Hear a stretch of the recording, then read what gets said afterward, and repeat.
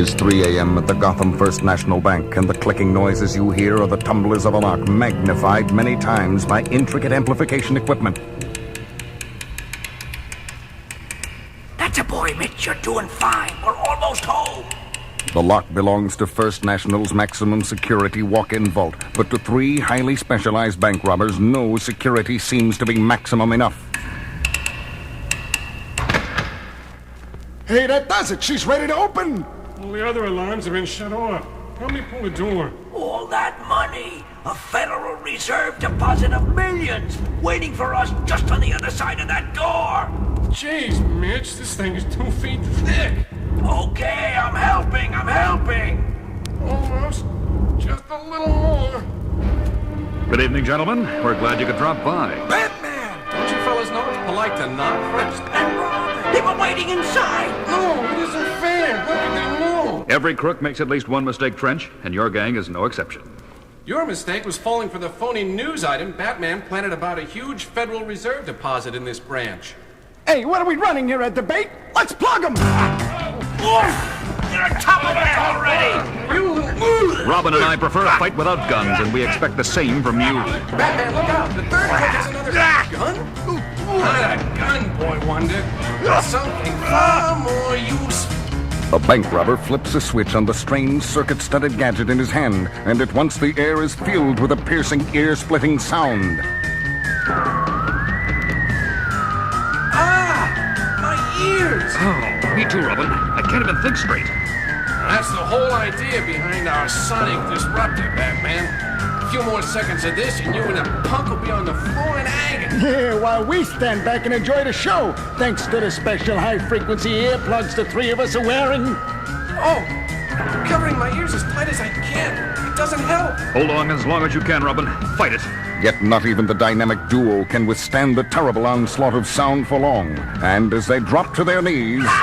Seeing this was worth getting beat up for. From every direction, the nightmarish screeching sound seems to surround them, until the bank robbers look up to see a frightening form circling above their heads. A creature the size of a man, with the unmistakable ears and leathery wings of a bat. What is it? It's the most horrible thing I've ever seen. Sonic disruptor doesn't even phase it. I'm getting out of here. Me too. Wait for me! In the frenzied confusion, the sonic disruptor falls, and its ear-splitting drone ceases at once, as the cowled crusader and the boy wonder look up to see... Batman! That thing! It's going after the bank robbers! I know, Robin. Hey! Hey, put me down! Ah, it's got me in its claws! Look out! He's dropping you on top of him! Do you believe this? It slammed 2 of them together. Now it's pulling the third crook into the air. Help! Help! And knocking him senseless into the side of the wall. What a show! The creature's flying away, Batman. Let's go after it. No, Robin. The least we can do in gratitude for its help is to leave Man-Bat in peace. Man-Bat? You know this guy? Monster, whatever he is? Yes, and I know he must be in great pain right now. That's why he flew off. I don't understand. Like a true bat, Man-Bat's hearing is ultra-sensitive to even the minutest sounds. If you think that sonic disruptor was rough on us, I'd hate to imagine how it must have felt to him. He must be a very brave man. He is a man, isn't he? Robin, I think it's time you heard the full story of my friend Kirk Langstrom.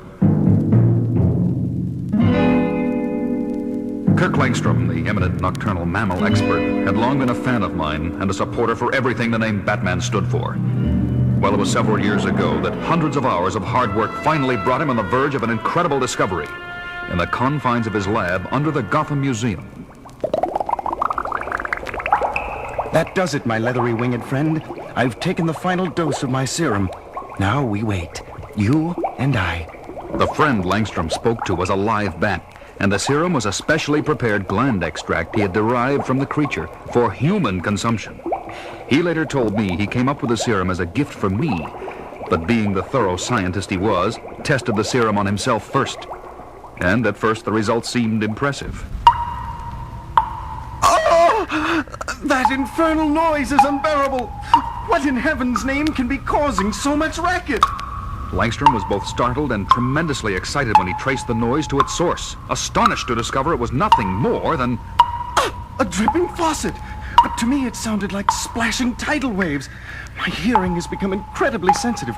The first bat characteristic that proves my serum is working. And then the next sign became painfully apparent when Langstrom rushed to his desk to jot down some notes.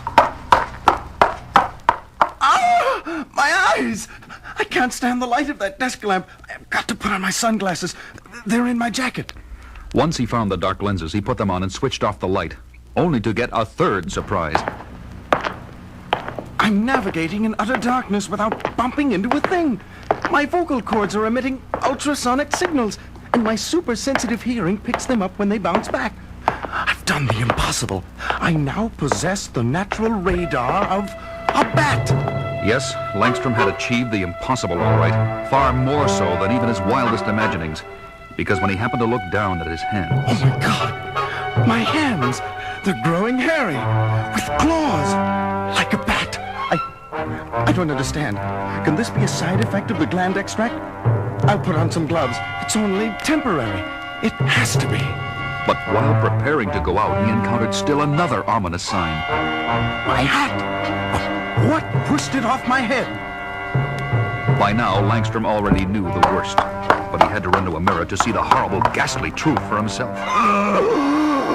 I have giant ears, red eyes, fur instead of skin.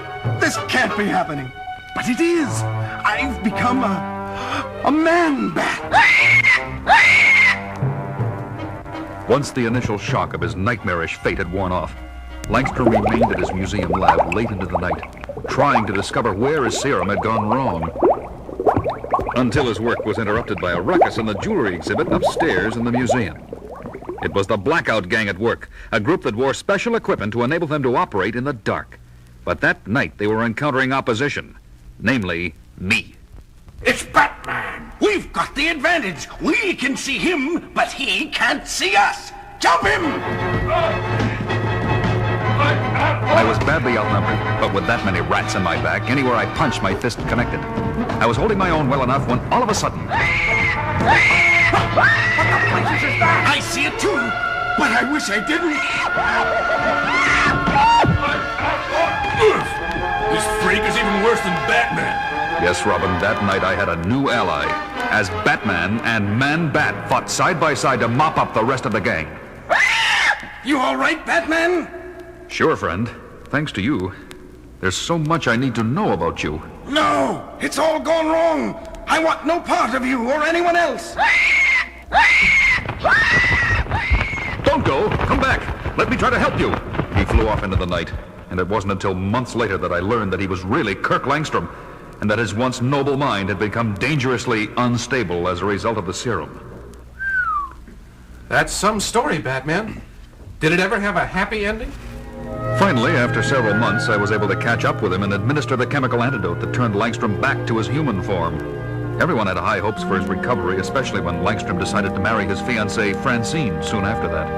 And then what happened? They married, but by that time, Langstrom had relapsed into Man-Bat again. And he persuaded poor Francine to take the gland extract so that she, too, became a bat.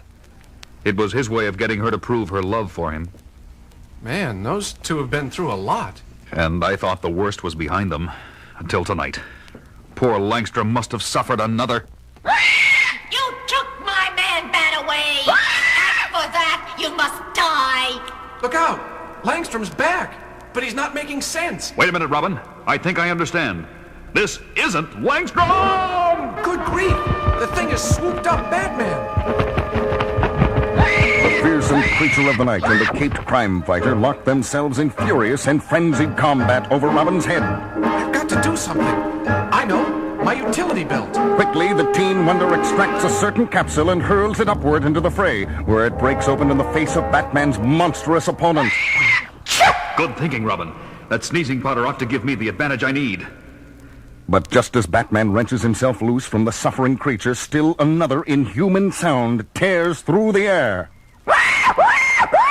And as Batman agilely lands on the floor... Oh my gosh! Now there are two of them! The Man-Bats are fighting! No, they're not. The second one is trying to calm down the first, and he needs help. The masked manhunter extracts a bat rope and a batarang from his utility belt, and with skills and reflexes honed to absolute perfection, he flings the batarang upward. Right on, Batman! Your bat line is wrapping itself around both of them, binding them together. Now they can't use their wings. And without their wings... Man-bats don't fly. But when the dynamic duo runs up to the grounded inhuman pair... Look, Batman! The bigger one's got something in his hand. They're 2 hypodermic needles. Now I know what to do. And Batman does it, wasting no time and injecting each creature with one of the hypodermics. Oh, they're changing, losing their wings, becoming human again, becoming a man and a woman. Oh, Kirk, I'm so sorry. I lost control of myself. To think I would try and kill Batman. It's okay, honey. It was the serum warping your mind. You didn't know. What happened, Kirk? It's all a misunderstanding, Batman. I was long overdue from an expedition in South America, and poor Francine was worrying about me here at home. Yesterday I was rummaging through Kirk's lab, very depressed, and I was so despondent I mistook the bat extract serum for my own drink. The next thing I knew, I was a bat. Once the serum affected her mind, Francine became wildly insane. And when I finally got home this morning, I found frantic scrawls drawn all over the walls, blaming you, Batman, for my disappearance. I get it. So you took a dose of this serum yourself, figuring the only way to stop a man-bat is with another man-bat. That's right. But when I finally located you two a few hours ago, you were up against that terrible sonic disruptor. So I gave you a helping hand with those bank robbers. I'll say you did. That must have been murder on your bat ears. And while Kirk took some time to recover, Francine caught up with us and attacked. Batman, can you ever forgive me? I already have, Francine. Well, I may never forgive you, Batman. Not unless you get around to introducing me to your friends. Sorry, Robin. Kirk, Francine, I'd like you to meet my protege and junior partner.